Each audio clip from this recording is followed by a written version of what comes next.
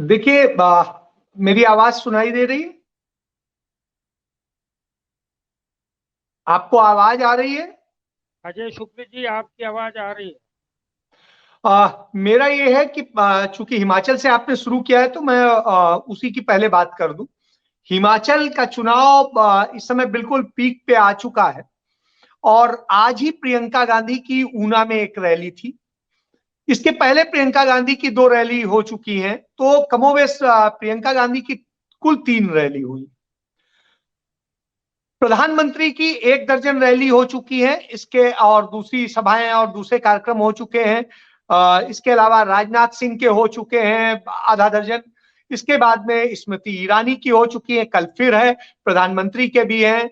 उसके बाद में केंद्र के करीब करीब 9 मंत्री लगातार यहाँ डेरा डाले हुए हैं और केंद्रीय मंत्री, और उसके बाद में उत्तर प्रदेश के मुख्यमंत्री योगी आदित्यनाथ समेत तमाम सारे और नेता और उत्तर प्रदेश के 50 विधायक यहाँ पर डेरा डाले हुए हैं।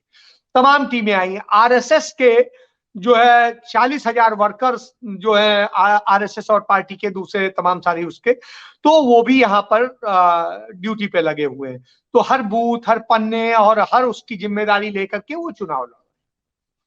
बावजूद इसके कांग्रेस पार्टी के बड़े छोटे छोटे जिन्हें यदि राष्ट्रीय दृष्टिकोण से देखें तो कोई बहुत बड़ा नेता नहीं आ रहा।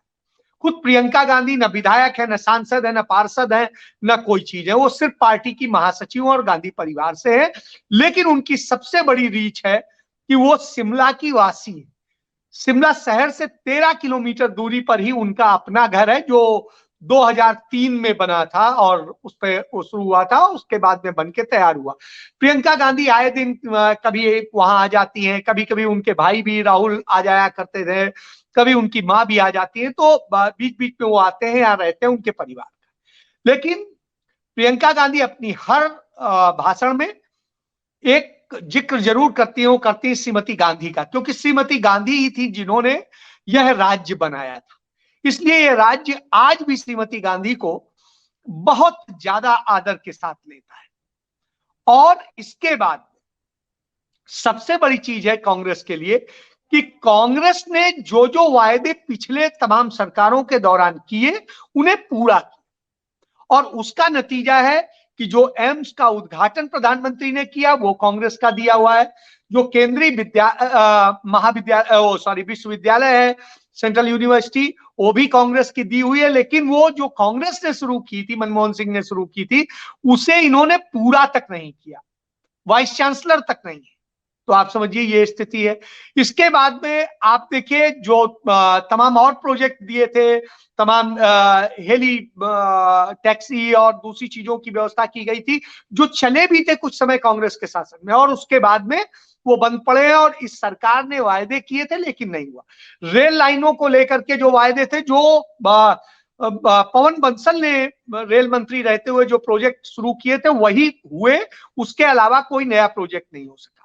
नितिन गडकरी ने यहां पर 69 हाईवेज प्रोजेक्ट से जोड़ने की बात हिमाचल को की थी, और भारतीय जनता पार्टी के घोषणा पत्र में 68 हाईवे से जोड़ने की बात थी। आज तक वो एक सिंगल नहीं हुआ है। और जो पुराना शिमला और दिल्ली हाईवे है, चंडीगढ़ हाईवे, उस हाईवे को 4 लेनिंग का काम तब कांग्रेस के समय में शुरू हुआ था, इन्होंने उसे आज तक कंप्लीट नहीं हुआ है। स्थिति है दुर्घटनाओं का बड़ा कारण बनता है। तो ऐसी स्थिति में यहां पर जो कुछ है एक भी नया नहीं मिला। जो वायदे 2017 में इन्होंने किए थे और घोषणा पत्र जारी किया था, उस घोषणा पत्र के 5% वायदे भी पूरे नहीं हुए। जो फूड प्रोसेसिंग और दूसरी चीजें थी वो भी नहीं हुई है। स्थिति है बागवान जो है वो खून के आंसू रो रहा है, किसान खून के आंसू रो रहा है, क्योंकि बागवानी में 1 पैसे का जीएसटी नहीं लगता था। स्थिति क्या हुई, इन्होंने जो पैकिंग की जाती है गत्ते की उस पर 18% जीएसटी लगा दिया।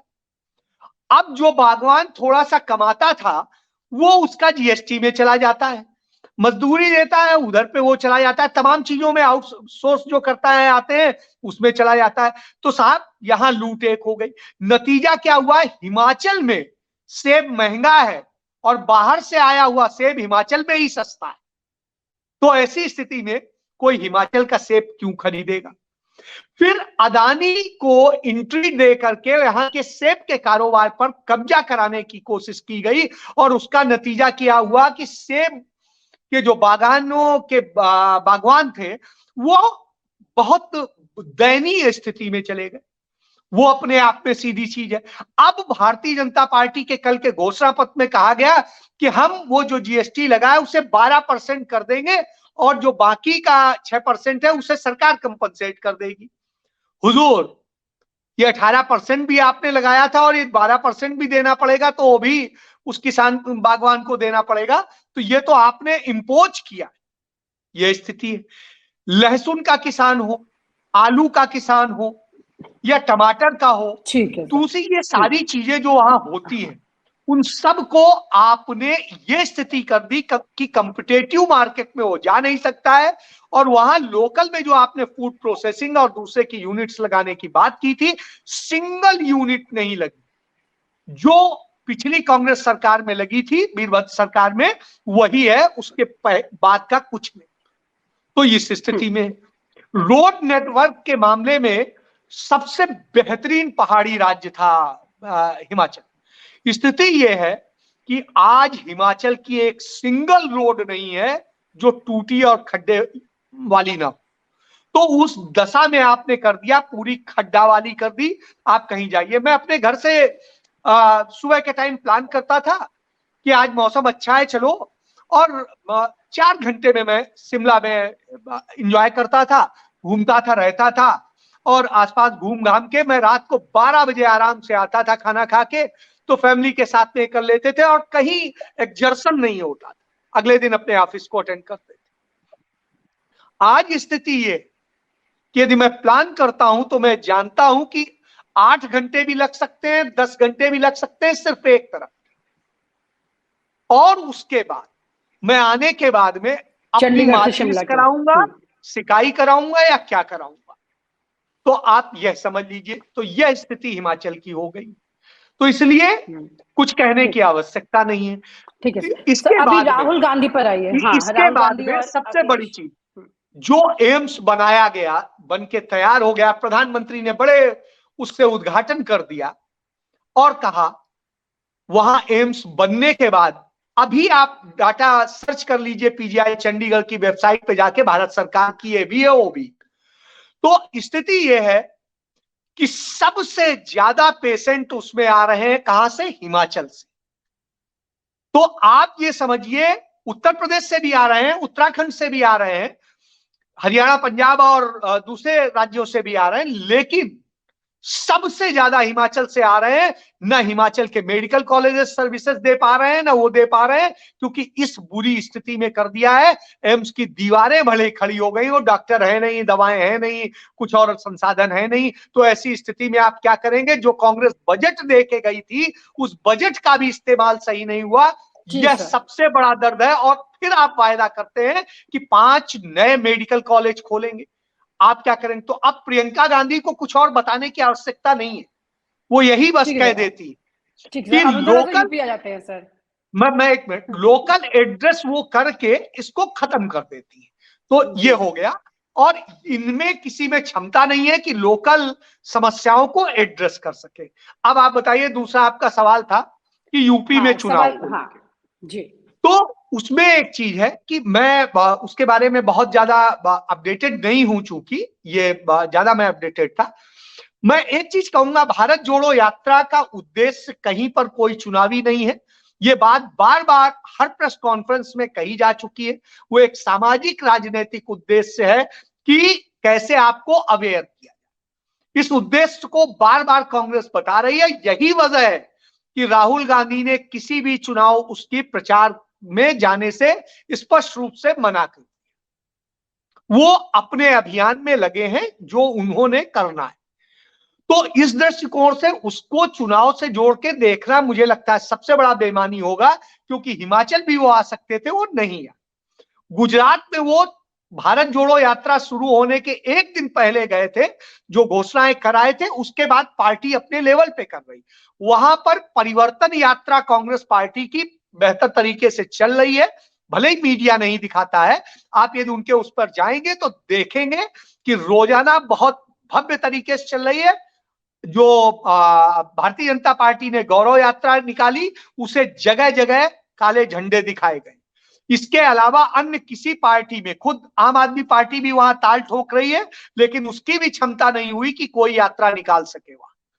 तो वहां पर स्थिति ये।